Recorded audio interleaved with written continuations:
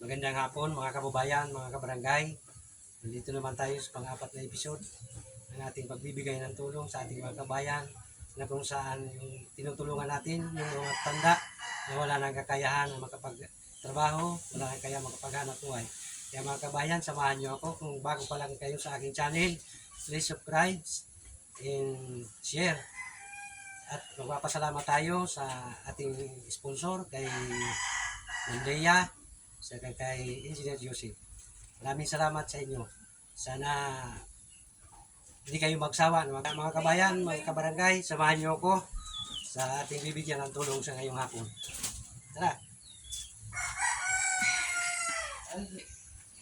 Hapon! Hapon po! Nay! Mga kabayan, mga kabarangay, ang ating tutulungan ngayon ay si Nanay Uling na kung saan, ilang taon na siya? 94. 94? Siya po ang pinakamatanda sa kasaysayan ng aming barangay sa edad na 94 years old. Siya po, ayan, andyan po siya. Siya po ang bibigyan natin ng kunting tulong sa ngayong paghapon.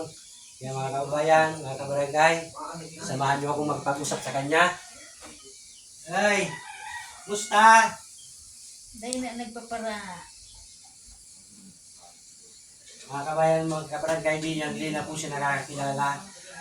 Inaalagaan lang po siya ng kanyang anak, si Nana Bilin. Siya ang kanyang anak, kung saan siya ang nag-aalaga sa kanyang nanay. Mga kabayan, mga kabarangay, magbibigay tayo ng kunting tulong para sa kanya, para naman kahit paano makatulong tayo. Kaya mga kabayan, mga kabarangay, kung sino man dyan ang may mabuting kalooban, please po, humihingi po ako ng tulong sa inyo na sana po mabigyan nyo kami ng kunting tulong para naman kahit paano makatulong tayo sa ating mga kabayan na wala nang kakayahan na makapagtrabaho. Kaya mga kabayan, bigyan natin ng tulong si nanay para naman po sa kanya. Kaya mga kabayan, mga kabarangay, ito po yung bibigay natin sa kanyang tulong. Hindi na bagay lang to, pero alam kong makakatulong tayo sa kanya.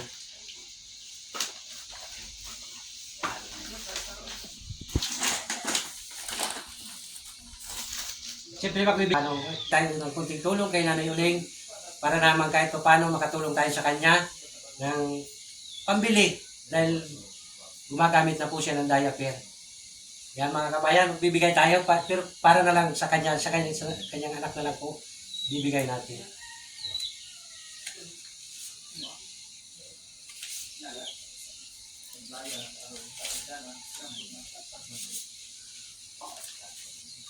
Ayan mga kabayan, hindi na po natin siya makakausap kasi hindi na po siya nakakapagsalita. Tanging makakausap sana natin si Nanay Bilin kung saan siya ang nag-aalaga sa kanyang nanay. Ano masasabi mo, Nanay Bilin? Salamat. Dakula na pasasalamat. Ayan.